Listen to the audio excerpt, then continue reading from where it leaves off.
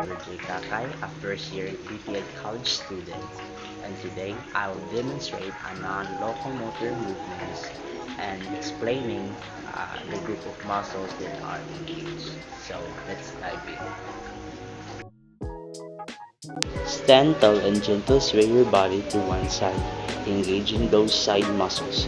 Feel the stretch on one side as you shift your weight. Come back to the center and sway smoothly. This movement works your obliques, lower back, and outer hip muscles. Stand tall as you gently lean forward from your hips, feeling a stretch through your core. Come back to the center and then lean backward, lifting your chest.